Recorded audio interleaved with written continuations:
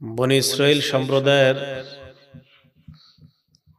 এক ব্যক্তি আরেক ব্যক্তিকে হত্যা করছে, এটা এক বর্ণনা। মুফাসসিরিনে কেরাম লিখেছেন আরেকটা কথা, এক ব্যক্তির সন্তান নাই, মারা যাওয়ার পরে তার ভাতিজা ছাড়া আর কেউ নাই। তা আপন বলতে তার ভাতিজা ছাড়া যেহেতু আর কেউ নাই, মারা যাওয়ার পর তার টেনশন হলো আমার সম্পত্তি সব আমার ভাতিজা পাবে। এই চিন্তায় ভাতিজারে হত্যা করে ফেলছে। মারা যাওয়ার পরে সম্পত্তি পাবে এই চিন্তায় হত্যা করে ফেলছে।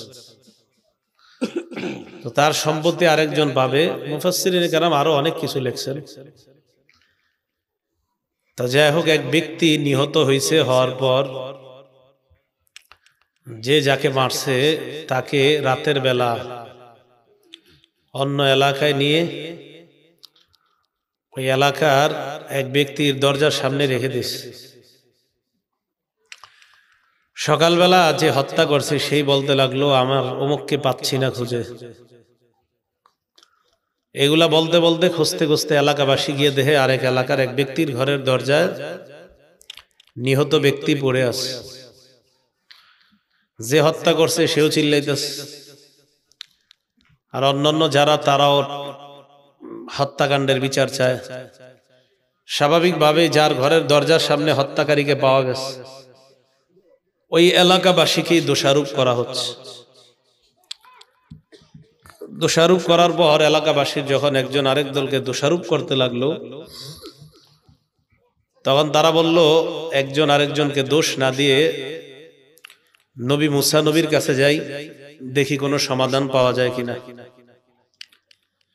মুসা আলাইহিস সালামের কাছে আসলেন, এসে বললেন আমাদের মাঝে একটা ব্যক্তি নিহত হয়েছে, মার্ডার হয়েছে। মার্ডারের কে ঘটিয়েছে, হত্যাকারী কে, এটা আমরা জানতে চাই।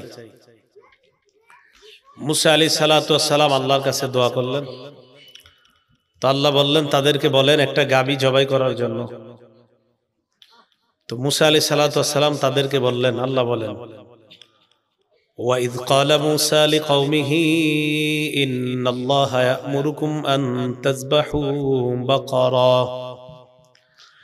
ওই সময়কে স্মরণ করো যখন মুসা আলাইহিস সালাম বললেন তার সম্প্রদায়কে আল্লাহ তোমাদেরকে হুকুম করছেন একটা গাবী জবাই করার জন্য।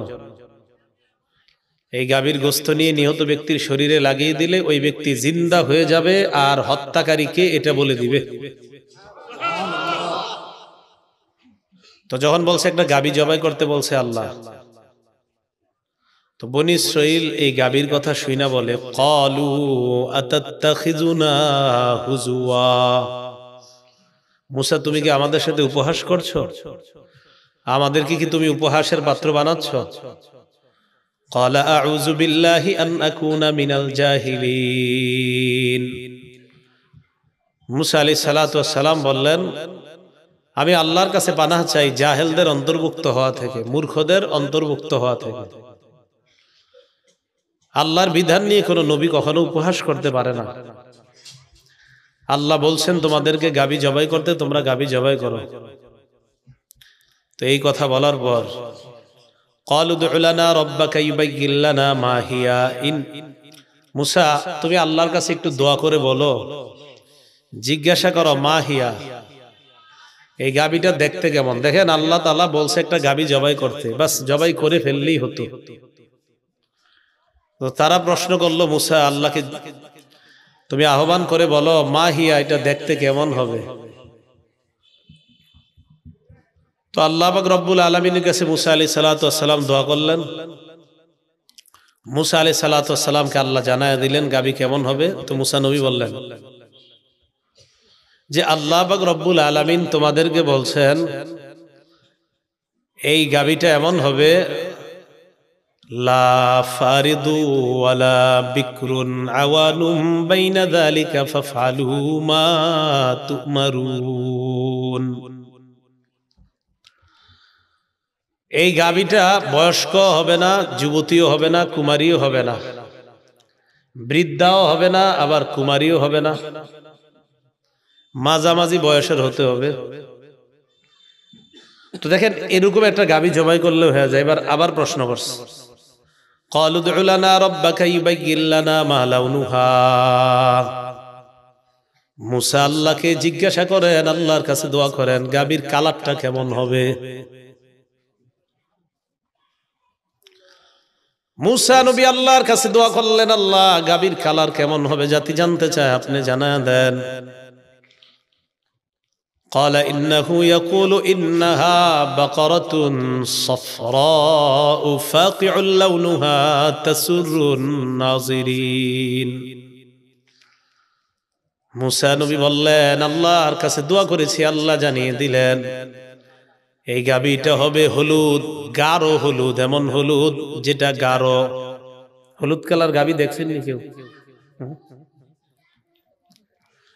এমন একটা গাভী হবে যে গাভীটা হবে গাঢ় হলুদ কালার, এমন হলুদ যে হলুদটা গাঢ়, স্বাভাবিক হলুদ না। লাউনুহা তাসুরুন নাজিরিন, ফাকিউল লাউনুহা তাসুরুন নাজিরিন। উজ্জ্বল হলুদ, হলুদ হলেই হবে না, উজ্জ্বল। তাসুরুন নাজিরিন, যেন দর্শকদেরকে আনন্দিত করে, মানুষ যেন দেখলেই অবাক হয়ে যায়, এমন হলুদ কালার হতে হবে। তাহলে প্রথমে বলছেন এটার বয়স বেশিও হবে না, কমও হবে না, এটা মাঝামাঝি হবে। এরপরে বললেন এটা রং হবে হলুদ। তো এটা জবাই, প্রথমে জবাই করলেই হয়ে যেত, প্রশ্ন করার কারণে আসলো বেশি বয়সও না, কমও না, মাঝামাঝি। এরকম একটা জবাই করলে হয়ে যেত, প্রশ্ন করার কারণে এসে বলল দেখতে হবে হলুদ, উজ্জ্বল হলুদ, দর্শকদেরকে আনন্দ দিবে এমন হলুদ, দেখলেই যেন চোখ লেগে থাকে। তো এবার তারা বলল, ক্বালু উদউ লানা রাব্বাকা ইউবায়্যিন লানা মা হিয়া ইন্নাল বাকারা তাশাবাহা আলাইনা। মুসা আল্লাহর কাছে আবার দোয়া করেন, ব্যাপারটা আমাদের কাছে কেমন যেন সাদৃশ্যপূর্ণ মনে হয়, ব্যাপারটা আমাদের কাছে কেমন যেন হয়ে যাইতেছে। তো প্রশ্ন করার কারণেই তো কেমন হয়ে গেছে। আল্লাহর কাছে আবার জিজ্ঞাসা করো এটা দেখতে কেমন, আমাদের কাছে কেমন জানি লাগতেছে বিষয়টা। আসলে বিষয়টা এমন লাগার কারণ তো তারাই, মুসা নবী অথবা আল্লাহ তো এটা ইচ্ছা করেই এমনটা করেন নাই, বরং তাদের বারবার প্রশ্ন করার কারণে আল্লাহ পাক রব্বুল আলামিন বিষয়টা কঠিন করে দিচ্ছেন। এরপর তারা বলে, ইন্না ইনশাআল্লাহু লামুহতাদুন। আল্লাহর কাছে জিজ্ঞাসা করো, আমাদের কাছে ব্যাপারটা সন্দেহপূর্ণ মনে হচ্ছে, সাদৃশ্য মনে হচ্ছে, বিষয়টা আমাদের কাছে কেমন যেন লাগতেছে, এটা আসলে দেখতে কেমন। আল্লাহ চাহেন তো আমরা কোনো না কোনো একটা সঠিক সমাধান পেয়ে যাব। এই ইনশা আল্লাহ বলার কারণে সমাধানের দিকে আগাইতেছে। ইনশাআল্লাহ যদি না বলতো আল্লাহ জানে কতদিন প্রশ্ন চলতো আর উত্তর আসতে থাকতো, কিন্তু ইনশাআল্লাহ বললেন। এবার আল্লাহ বললেন, ক্বালা ইন্নাহু ইয়াকুলু ইন্নাহা বাকারাতুল লা যালুলুন তুসিরুল আরদা ওয়া লা তাসকিল হারসা। আল্লাহ জানিয়ে দিলেন, মুসা আপনি জানায়া দেন এমন একটা গাভী হবে যে গাভীটা হাল চাষের কাজে ব্যবহার করা হয় নাই, পানি দেওয়ার কাজেও ব্যবহার করা হয় নাই। মুসাল্লামা, একদম ত্রুটি মুক্ত, লা শিয়াতা ফিহা, একটু ত্রুটি নাই। মুসাল্লামা, পূর্ণ সুস্থ, কোনো ত্রুটি থাকতে পারবে না, পুরা হলুদ, কোনো ত্রুটি থাকতে পারবে না। এখন তারা কয় ক্বালুল আনা জিতা বিল হক। হ্যাঁ এবার আপনি ঠিক বলছেন, এটা বলে ঠিক হয়েছে এতক্ষণ, এখন তুমি সঠিক বিষয়টা আমাদেরকে বলেছ।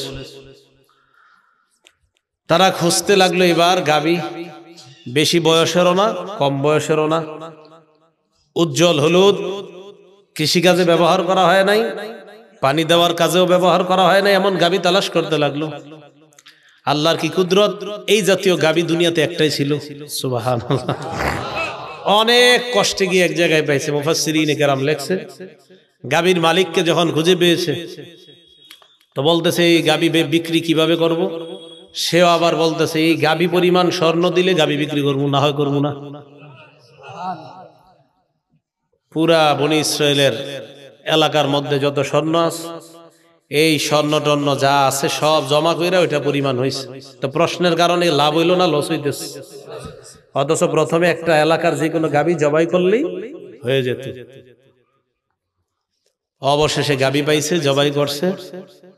আল্লাহ পাক রব্বুল আলামিন বলেন, ওয়া ইয কাতালতুম নাফসান ফাদদারাতুম ফিহা ওয়াল্লাহু মুখরিজুম মা কুনতুম তাকতুমুন।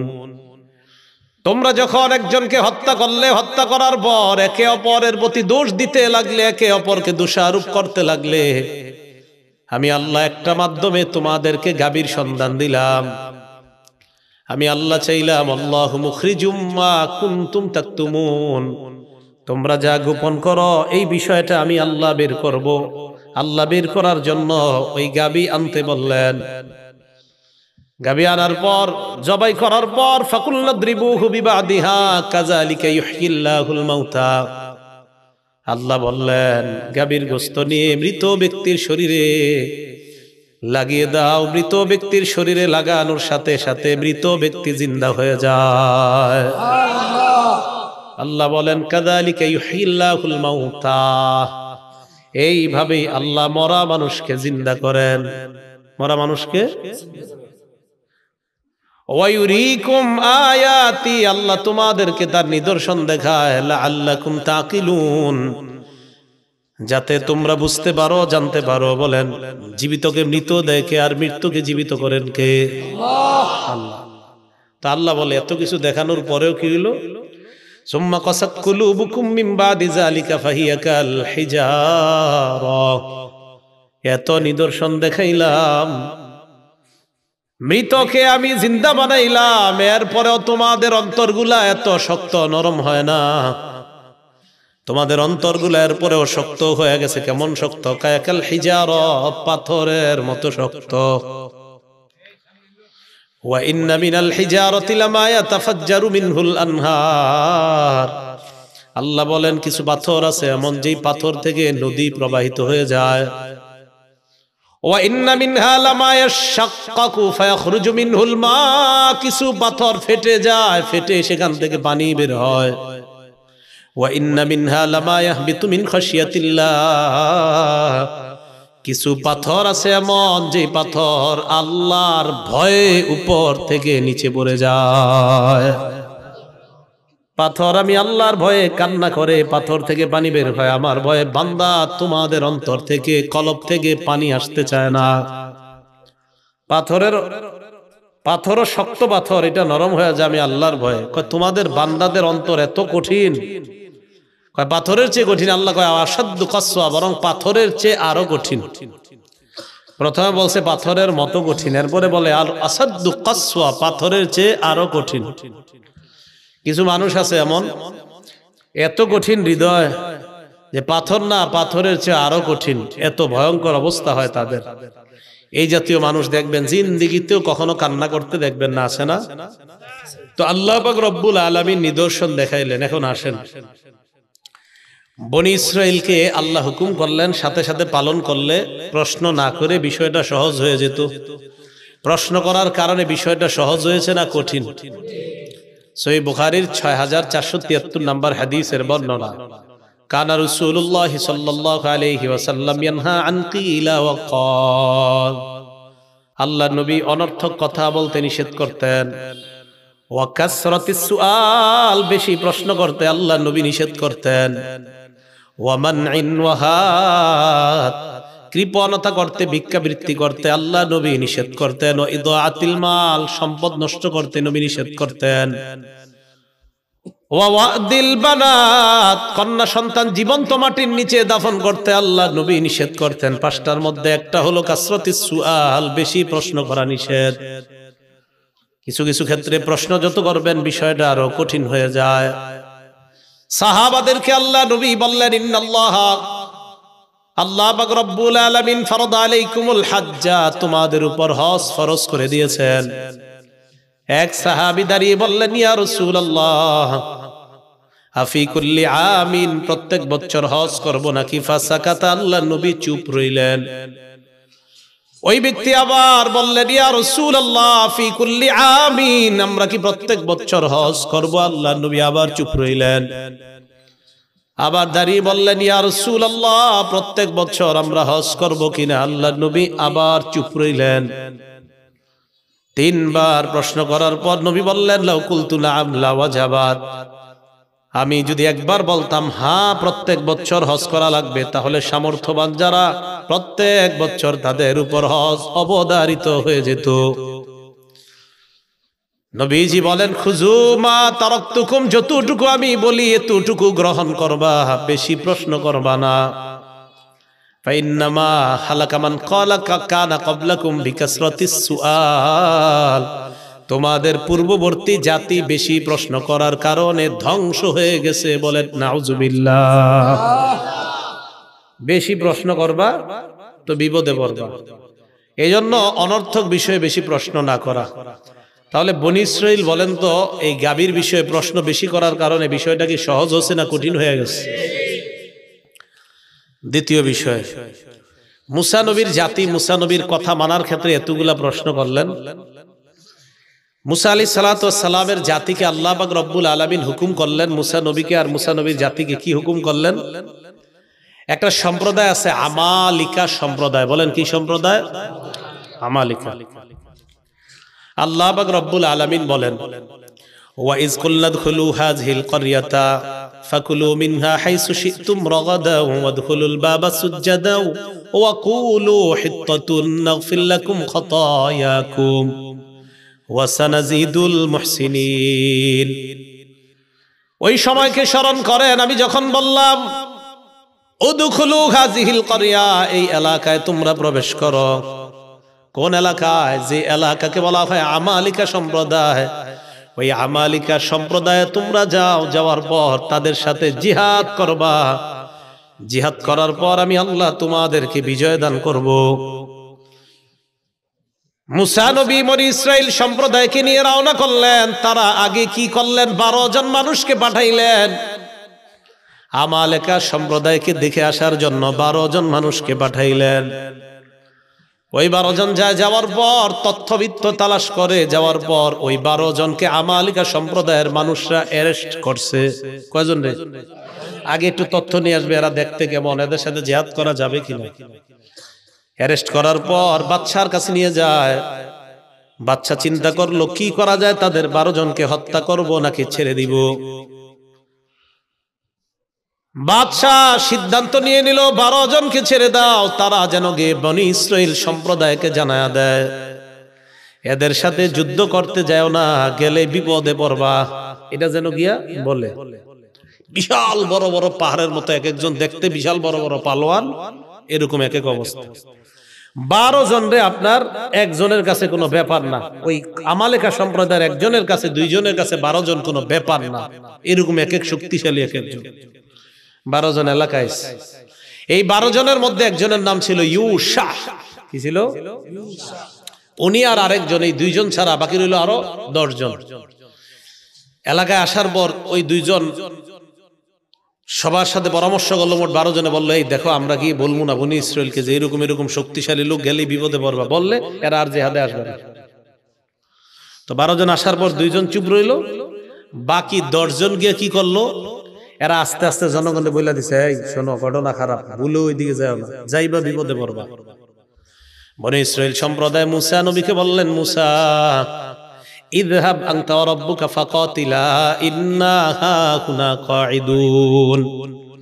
মুসা তুমি আর তোমার রব যাও জিহাদ করো, আমরা যাব না, আমরা এখানেই বসে থাকবো। তুমি আর তোমার রব গিয়ে জিহাদ করো। নাউজুবিল্লাহ। তুমি আর তোমার রব গিয়ে জিহাদ করো, এই কথা বলছে। কত বড় ভয়ঙ্কর কথা। তুমি আর তোমার রব গিয়ে জিহাদ করো।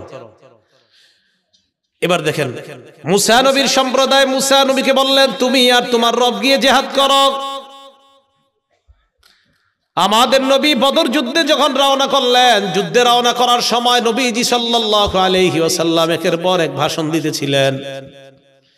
মুহাজির সাহাবী যারা একের পর এক দাঁড়িয়ে বলি ইয়া রাসূলুল্লাহ কোনো সমস্যা নাই চলেন। বারবার আল্লাহ রাসূল কয়, মানে নবীজি একের পর এক ভাষণ বাড়াইতেছিলেন। নবীর টার্গেট হলো আনসারী সাহাবীদের মধ্যে কেউ দাঁড়ায় না কেন, আনসারী সাহাবাদের মধ্যে কেউ দাঁড়ায় না কেন, এটা ছিল নবীজির টার্গেট। শুধু মুহাজির যারা এদের মধ্য থেকে এক একজন ভাষণ দিতেছে। তো নবীজি বারবার ভাষণ বাড়ায় কেন? যে আনসারদের মধ্যে কেউ কিছু দাঁড়ায় বলুক, এটা হলো নবীজির টার্গেট। হঠাৎ আনসারদের মধ্যে এক সাহাবী দাঁড়িয়ে যায়, দাঁড়ানোর পর বললেন, ইয়া রাসূলুল্লাহ, চিন্তার কোনো কারণ নাই, বদর প্রান্তরে আপনি রওনা করেন। মুসা নবীর জাতি মুসা নবীকে যেমন বলছে আপনি আর আপনার রব গিয়ে লড়াই করেন, আমরা এখানে বসে থাকবো। ইয়া রাসূলুল্লাহ, আমাদের কথা আপনি শুনেন, আমরা আপনাকে এমন কথা বলবো না যে আপনি আর আপনার রব গিয়ে লড়াই করেন, এমন কথা বলবো না। আমরা আপনার ডানে বামে সামনে পিছনে থাকবো। ইন্না মাআকুমা মুকাতিলুন। ইয়া রাসূলুল্লাহ, আপনি লড়াইয়ে নেমে যান, বদর প্রান্তরে রওনা করেন, আমরা আপনার সামনে পিছনে ডানে বামে থেকে আপনার সাথে সরাসরি লড়াইয়ে অংশগ্রহণ করব। আমরা লড়াইয়ের ময়দান থেকে ভাগবো না, বনি ইসরাইলের মতো বলবো না তুমি আর তোমার রব যাও। তো বনি ইসরাইলকে যে এলাকার মধ্যে ঢুকতে বলছে আর কি আল্লাহ তাআলা, এক পর্যায়ে তারা এলাকায় ঢুকবে। ঢুকার সময় আল্লাহ বলে দিলেন, তোমরা ওই এলাকায় যাও, যাওয়ার পর ফাকুলু মিনহা হাইসু শি'তুম রাগাদা, প্রচুর পরিমাণে তোমরা খাও, তোমাদের যেইভাবে মন চায় তোমরা খাইবা, খেতে পারবা। ওই এলাকায় যাওয়ার পর প্রচুর ধন সম্পদ তোমরা পাইবা, ওই ধন সম্পত্তি তোমরা ভোগ করতে পারবা। এক নাম্বার হুকুম। 2 নাম্বার, ওয়াদখুলুল বাবা সুজ্জাদা, ওই এলাকায় ঢোকার সময় সিজদা অবস্থায় ঢুকবা। 3 নাম্বার, কুলু হিত্তা, ওই এলাকার ঢোকার সময় বলবা হিত্তা। হিত্তা মানে আল্লাহ আপনি আমাদেরকে মাফ করে দেন, নাগফির লাকুম, আমি আল্লাহ তোমাদেরকে ক্ষমা করে দিব। 1 নাম্বার হুকুম, এলাকায় প্রবেশ করো। 2 নাম্বার, দরজা দিয়ে সিজদা অবস্থায় প্রবেশ করবা। 3 নাম্বার বলবা হিত্তা। বলেন কি বলবা? এরা কি করছে দেখেন, ফাবাদদালাল্লাযীনা যালামু কাওলান গায়রাল্লাযী ক্বিলা লাহুম ফাআনজালনা আলাল্লাযীনা যালামু রিজসাম মিনাস সামাই বিমা কানু ইয়াফসুকুন। ফাবাদদালাল্লাযীনা যালামু কাওলান গায়রাল্লাযী ক্বিলা লাহুম, তারা ঢোকার সময় আল্লাহ যা বলছে তা তারা পরিবর্তন করে, আল্লাহর উল্টাটা তারা কয়। 1 নাম্বার, আল্লাহ বলছে সিজদা অবস্থায় প্রবেশ করো, এরা যাওয়ার সময় সিজদা তো দেয় না, মাথা ঝুঁকায় না, বরং এই নিতম্বটা মাটির সাথে হেসরায় হেসরায় প্রবেশ করতেছে। মানে আল্লাহ বলছে এমনি, এরা এমনি ঢুকতেছে। 2 নাম্বার, আল্লাহ বললেন নকুলু হিত্তা, তোমরা বলবা হিত্তা, এরা ঢুকার সময় কয় হিন্তা। কি কয়? আল্লাহ বলছে হিত্তা, আল্লাহ বলছে হিত্তা, এরা বলছে হিন্তা। কি বলছে? হিন্তা। হিত্তা আর হলো হিন্তা, আল্লাহ বলছে হিত্তা বলো। তারা ঢোকার সময় কয় হিন্তা। হিত্তা মানে মাফ করার, হিন্তা মানে গমের দানা। হিত্তা মানে ক্ষমা করেন, আর হিন্তা মানে গমের দানা। আল্লাহ কয় ঢোকার সময় বলবা হিত্তা, আমাদেরকে ক্ষমা করে দেন। এরা ঢোকার সময় কয় হিন্তা, গমের দানা, গমের দানা। ফানজালনা আলাল্লাযীনা যালামু রিজসা, আমি আল্লাহ তাদের উপর আযাব নাজিল করলাম আসমান থেকে। বলেন নাউযুবিল্লাহ। আয়াত দ্বারা কি বোঝা যায়? আল্লাহ বলে একটা যদি করেন উল্টাটা বিপদ আছে না নাই? এটা গেল এদেরকে বলার পরে। তো এই জায়গায়ও সীমা লঙ্ঘন করলো। নবীজির যুগের ইহুদি যারা, কোন যুগের? নবীজির যুগের ইহুদি যারা, তাদেরকে আল্লাহ বলেন, তাদের ব্যাপারে আল্লাহ ইমানদারদেরকে বলে আফাতাতমাউনা আইয়ুমিনু লাকুম ওয়াকাদ কানা ফারীকুম মিনহুম ইয়াসমাউনা কালামাল্লাহ সুম্মা ইউহাররিফুনাহু মিন বা'দি মা আকালুহু ওয়া হুম ইয়ালামুন। ইমানদারদেরকে ডাক দিয়ে আল্লাহ বলে, ইমানদার তোমরা কি মনে করো তোমাদের কথা ইহুদিরা বিশ্বাস করবে? মনটা কি তোমরা মনে করো? খুব ভালোভাবে বুঝেন এই জায়গাটা। ওয়াকাদ কানা ফারীকুম মিনহুম ইয়াসমাউনা কালামাল্লাহ, অথচ তাদের বাপ দাদারা আল্লাহর কালাম নিজের কানে শুইনা সুম্মা ইউহাররিফুনাহু মিন বা'দি মা আকালু, বুঝে শুনে আল্লাহর কালামকে পরিবর্তন করে দিয়েছে। বলেন নাউযুবিল্লাহ। ওয়া হুম ইয়ালামুন, তারা ব্যাপারটা জানতো। এরা যে আল্লাহর কালাম পরিবর্তন করে দিয়েছে এই ব্যাপারটা তারা জানতো। খুব ভালো করে বুঝেন। ইমানদারদেরকে আল্লাহ বলেন, ইমানদার তোমরা কি মনে করো ইহুদিরা তোমাদের এবার 70 জন মানুষকে নির্বাচন করলেন। ইখতারা মূসা কওমাহু 70 রাজুলান লিমিকাতিনা, 70 জনকে নির্বাচন করে মূসা নবী তাদেরকে নিয়ে গেলেন পাহাড়ে, আল্লাহর সাথে কথা বলবে মূসা। তুর পাহাড়ে নিয়ে যায়, নেওয়ার পর মূসা নবী আল্লাহর সাথে কথা বলা শুরু করলেন। কি অবিশ্বাস্য, দেখ কি আশ্চর্য ব্যাপার দেখেন। যে 70 জনকে নিয়ে গেলেন, ওই 70 জন তারা নিজের কানে আল্লাহর কথা শুনতে পায়। এবার দেখেন কি হয়। মূসা নবী 70 জনের কাছে আসলেন, আসার পর কয় আল্লাহর কথা শুনছনি? কয় মূসা আল্লাহর কথা তো শুনলাম, লান নুমিনা লাকা হাত্তা নারাল্লাহা জাহরা, সরাসরি যদি আল্লাহরে না দেখি বিশ্বাস করি না। সুবহানাল্লাহ, কথা কিন্তু শুনছি, এখনকার সরাসরি না দেখলে বিশ্বাস করবে। ফাআখাযাতকুমুস সাইকা, আল্লাহ বলেন ভয়ঙ্কর চিৎকার তোমাদেরকে পাকড়াও করলো। কাদেরকে? ওই মূসা নবীর যুগের ওই 70 জনকে। ভয়ঙ্কর একটা আওয়াজ আসছে, আসার পর তারা ধ্বংস হয়ে যায়। তো একটু বুঝেন, আল্লাহর কালাম শুনছে, শোনার পর কয় আল্লাহরে না দেখে বিশ্বাস করি না। এবার যখন এই 70 জনের উপর গজব আসছে, তারা যখন মারা যায়, মূসা নবী চিন্তায় পড়ে গেলেন আর বললেন, আল্লাহ বনি ইসরাইল সম্প্রদায়, এদের কাছে যখন আমি যাওয়ার পর যদি এরা দেখে 70 জন নাই, এরা বলবে আমি এদেরকে কৌশলে ফুসলিয়ে টুসলিয়ে কোথাও নিয়ে মারছি আমি। দেখছেন মূসা নবীর কি টেনশন এদের জন্য। আল্লাহ এরা বলবে তুমি মনে করে মেরে ফেলছ। আল্লাহ পাক রব্বুল আলামিন বলেন, সুম্মা বাসনাকুম মিন বাদি মাউতিকুম, এই তোমরে মরণের পর আমি আল্লাহ আবার জিন্দা করলাম। ওইটা মেরে লেছো না, আবার জিন্দা করে দিস। সুবহানাল্লাহ। কেন? ওই যে মূসা নবী বলছে আল্লাহ আমি যদি গিয়ে বলি 70 জন মারা গেছে, এরা বলবে তুমি মারছো।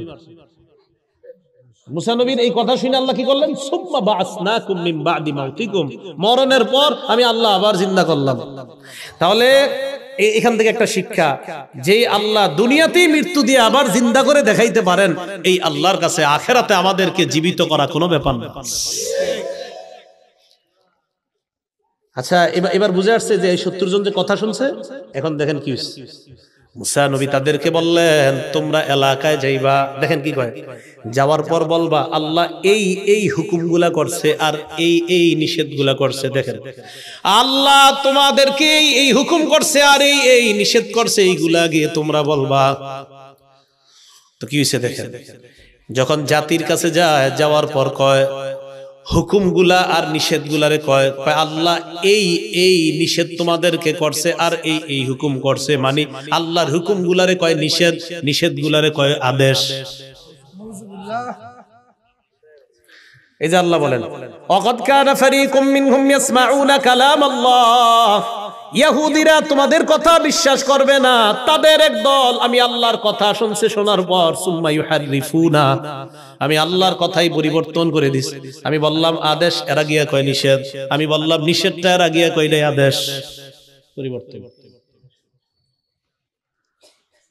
তো এই কথাগুলা এগুলা গিয়ে কয়। দেখেন এবার কি কয়, ওয়া ইযা লাকুল্লাযীনা আমানু ক্বালু আমান্না, নবীর যুগের ইহুদি যারা, তারা যখন ইমানদারদের সাথে সাক্ষাৎ করে, ক্বালু আমান্না, তারা বলে আমরা ঈমান আনলাম। তবে ব্যাখ্যা সাপেক্ষে এই ঈমান আনা মানে এরা কি বুঝায়, মুহাম্মদ সাল্লাল্লাহু আলাইহি সাল্লাম যে শেষ নবী এটা মানি, তবে তিনি তোমাদের নবী আমাদের না। আমান্না, তবে তোমাদের নবী আমাদের না। ওয়া ইযা খালা বাদুহুম ইলা বাদিন, ইহুদিরা যখন পরস্পর মিলিত হয়, এক ইহুদি আরেকজনকে কয় তুহাদ্দিসুনাকুম বিমা ফাতাহাল্লাহু আলাইকুম লিউহাজ্জুকুম বিহি ইনদা রাব্বিকুম, এই তাওরাত কিতাবে যে আছে শেষ নবী আসবে, আসার পর তারে যে আমরা মানবো, এই কথাগুলা যে তাওরাতে লেখা আছে, এটা কি তোমরা মুসলমানদেরকে বইলা দিছুনি? আবার এক ইহুদি আরেকজনকে কয় তাওরাতে তো আছে মুহাম্মদ সাল্লাল্লাহু আলাইহি সাল্লাম আসবে, আসার পর তারা যে আমরা মান্য করব, এই কথা তাওরাতে লেখা আছে, এটা আবার মুসলমান করে তোমরা বলে দিতেছো কিনা? সাবধান, বইলো না, কিন্তু আল্লাহ করে বলে দিচ্ছে। আরে আল্লাহ না বললে জানলাম কেন এই কথা? এই যে আল্লাহ বলে দিচ্ছেন, এরা এক ইহুদি আরেকজনকে কয় আতুহাদ্দিসুনাহুম বিমা ফাতাহাল্লাহু আলাইকুম, আল্লাহ তাওরাতের মধ্যে যা তোমাদের কাছে প্রকাশ করে দিয়েছেন এটা কি আবার মুসলমানদেরকে বলে দাও কিনা। তা আল্লাহ আমাদেরকে এগুলা বলে দিয়েছে। কে ইহুদি একজন আরেকজনকে কয় সাবধান, তাওরাতে যে লেখা আছে মুহাম্মদ সাল্লাল্লাহু আলাইহি সাল্লাম নামে একজন নবী আসবে আর আমরা যে তার অনুসরণ করব, এটা মুসলমানদের বইল না। যদি বলো মুসলমানরা কিয়ামতের ময়দানে আল্লাহর কাছে আমাদের কিতাব থেকেই প্রমাণ দিয়ে বলবে আল্লাহ এদের কিতাবে লেখা থাকার পরেও এরা কেন মুহাম্মদ সাল্লাল্লাহু আলাইহি সাল্লামকে মানে নাই, তাই সাবধান মুসলমানদের এই বইলেজ বলতে যাও না। আল্লাহ কয় তোমরা না বললে কি হবে, আমি আল্লাহ কোরআনের মাধ্যমে সারা দুনিয়ার মুসলমানদেরকে জানায় দিলাম। সুবহানাল্লাহ। এখন এই যে আপনাদের বিভিন্ন আয়াতের প্রেক্ষাপটগুলা বললাম, কি বোঝা গেল? এদেরকে যা বলে উল্টা। মুসা আলাইহিস সালাতু ওয়াস সালাম বললেন চলো লড়াই করি, কয় তুমি আর তোমার রব যাও। বললেন গাবি জবাই করো, কয় গাবিটা দেখতে কেমন? মুসা আলাইহিস সালাতু ওয়াস সালাম এদেরকে বললেন তোমরা আল্লাহর কথা শোনো নাই, কয় শুনছি, না দেখলে বিশ্বাস করি না। আবার আল্লাহ একদলকে বললেন আমি যা বললাম, মুসা নবী বলছে আল্লাহ যা যা হুকুম করছে এলাকায় গিয়ে বলবা এগুলা আল্লাহর আদেশ, এগুলা আল্লাহ নিষেধ। গিয়ে বলল আদেশগুলা নিষেধ, নিষেধগুলারে বলল আদেশ, পুরা পরিবর্তন করে দিল। এখন আল্লাহ বলে আওয়ালা ইয়ালামুনা আন্নাল্লাহা ইয়ালামু মা ইউসিররুনা ওয়া মা ইউলিনুন, এরা কি জানে না তারা যা গোপন করে আর যা প্রকাশ করে আমি আল্লাহ সব জানি। সুবহানাল্লাহ। এবার কি কয় দেখেন, ওয়ামিনহুম উম্মিয়ুনা লা ইয়ালামুনাল কিতাবা ইল্লা আমানিয়া ওয়া ইনহুম ইল্লা ইয়াজুন্নুন। ইহুদিদের মাঝে একদল আছে যারা মূর্খ, যারা কি এরা কিতাবের কিছুই জানে না, ইল্লা আমানিয়া কিছু আশা ছাড়া। কি জানে? খালি কিছু আশা, কিছু আশার বাণী এরা জানে, এছাড়া আর কিছু জানে না। ফাওয়াইলুল লিল্লাযিনা ইয়াকতুবুনাল কিতাবা বিআইদিহিম, নিজেদের হাতে যারা কিতাব লেখে, লেখার পর বলে হাযা মিন ইনদিল্লাহ, নিজেদের হাতে কিছু কিতাব লেখে আর বিভিন্ন বিষয় লেখা হয় এটা আল্লাহর পক্ষ থেকে। লিয়াশতারু বিহি সামানান কলিলা, যেন এই লেখা দিয়ে কিছু টাকা কামাই করা যায়। জনগণরা আইসা কয় এটা আল্লাহর হুকুম, আল্লাহর আদেশ, আল্লাহর নিষেধ। ভালো করে মনে রাখবেন, আমি আপনি এই যে এই জায়গার মধ্যে বসলাম, আমাদের অনেকেই মাইকের সামনে বসে এটাও বলতে পারে এটা আল্লাহর কথা, এটা নবীর কথা। কিন্তু যদি আল্লাহ না বলে থাকে আর নবী না বলে থাকে, আপনি মিথ্যা কথা বললেন। কি বললেন? মিথ্যা কথা বললেন। এবার ইহুদিরা সর্বশেষ কি কয় দেখেন, নবীজির যুগের মুমিনদেরকে ওয়াকালু লান তামাসসানান নারু ইল্লা আইয়ামাম মাদুদা। ইহুদিরা কয় মুমিন তোমরা যে বলো মুহাম্মদ সাল্লাল্লাহু আলাইহি সাল্লামকে না মানলে যে জাহান্নামে যেতে হবে, হ্যাঁ আমরা জাহান্নামে যাব, তবে কিছুদিন থাকব। কয়দিন? গনে গনে কয়েকদিন জাহান্নামে থাকবো, বাস, এর চেয়ে বেশি থাকা লাগবে না। আইয়ামাম মাদুদার এক নাম্বার ব্যাখ্যা হলো তারা ইহুদিদের ব্যাখ্যা। আব্দুল্লাহ ইবনে আব্বাস কয় ইহুদিদের ব্যাখ্যা হলো তারা মনে করে তারা জাহান্নামে থাকবে 7 দিন। কয়দিন? ইহুদিদের বক্তব্য হলো দুনিয়ার বয়স হবে 7000 বছর, প্রতি 1000-এ একদিন তারা জাহান্নামে জ্বলবে।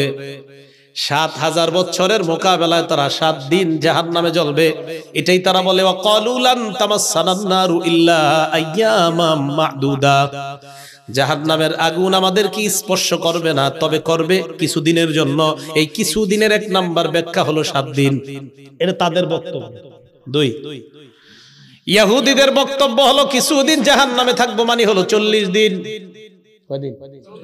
40 দিন থাকার পর আমরা বের হয়ে যাব, এরপর অন্য জনেরা যাবে। এই অন্য জন দ্বারা উদ্দেশ্য হলো নবীর সাহাবারা। এরা 40 দিন থাকবে জাহান্নামে, বের হয়ে যাবে, এরপর সাহাবারা ঢুকবে। এটা তাদের বক্তব্য। 3 নাম্বার বক্তব্য ইহুদিদের, এই কিছুদিন দ্বারা উদ্দেশ্য হলো আমরা যে বাছুর পূজা করছিলাম কয়েকদিন, এই কিছুদিন আমরা জাহান্নামে থাকবো, এর চাইতে বেশি জাহান্নামে থাকবো না। যতদিন বাছুর পূজা করছিলাম এই পরিমাণ জাহান্নামে থাকবো। কি বাছুর পূজা?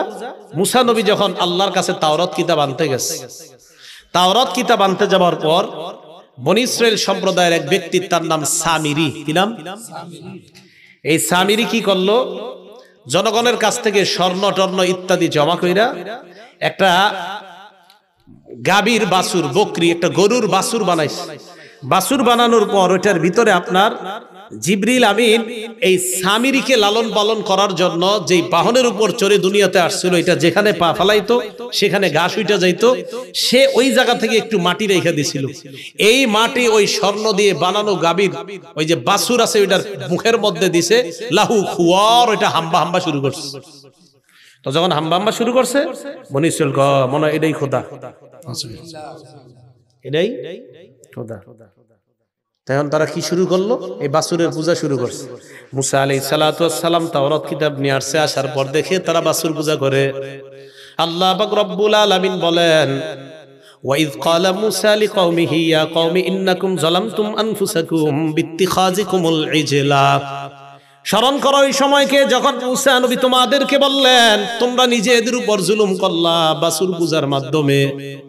এই কাজ তুমি কেন করলা, তোমরা কেন করলা?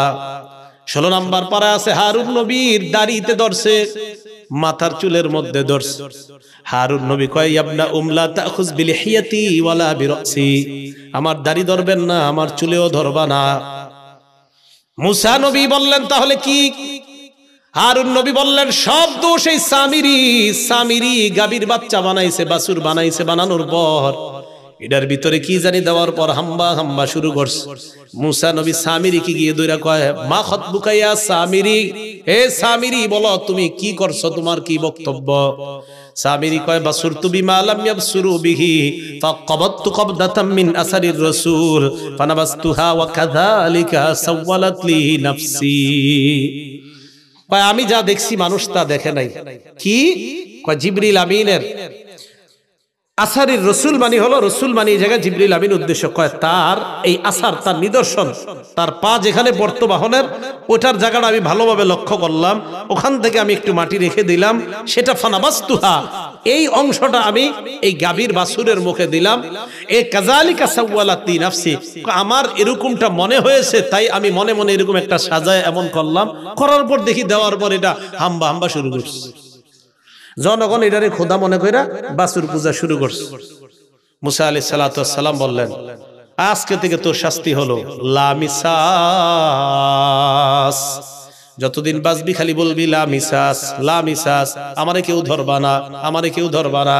এই সামিরি এলাকায় ঘুরতো আর বলতো লা মিসাস, লা মিসাস, আমারে কেউ ধরবা না। এটা রোগ হয়ে গেছে, লা মিসাস, লা মিসাস।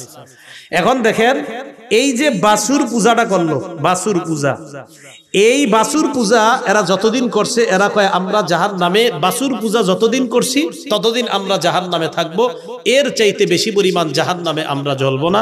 এটা তাদের বক্তব্য।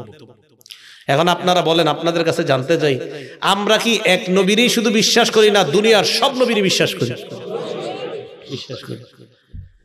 তো বনি ইসরাঈল ইহুদি সম্প্রদায়, নবীজির যুগের ইহুদি সম্প্রদায় যারা, তারা মুসা নবীরে নবী মানে, আমাদের নবীরে আমাদের নবী মানে, কিন্তু তাদের নবী না। কথাটা বুঝছেন? তিনি তোমাদের নবী, তিনি শেষ নবী, বাকি তোমাদের, আমাদের না।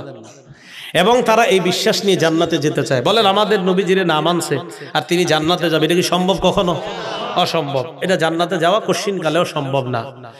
তো এখান থেকে আমাদের শিক্ষা হলো, আমরা পৃথিবীর সব নবীর বিশ্বাস করি। আরেকটা বিষয়, হুকুম পালনের ক্ষেত্রে সীমা লঙ্ঘন করা যাবে না। বলেন, হুকুম পালনের ক্ষেত্রে কি করা যাবে না? সীমা লঙ্ঘন করা যাবে না। যদি সীমা লঙ্ঘন করেন, আল্লাহ চাইলে বানর আর শূকরে পরিণত করে দিতে পারে। বানর আর শূকর। আল্লাহ বলেন, ওয়ালাকাদ আলিমতুমুল্লাযীনা আতাদাউ মিনকুম ফিস সাবতি ফাকুলনা লাহুম কুনু কিরাদাতান খাসিঈন। দাউদ নবীর জামানায় তোমরা সীমা লঙ্ঘন করেছিলে। ইহুদি সম্প্রদায় এমন সীমা লঙ্ঘন করছে, আল্লাহ পাক রব্বুল আলামিন তাদেরকে বললেন, লা তাদু ফিস সাব, শনিবারের ব্যাপারে তোমরা সীমা লঙ্ঘন করবা না।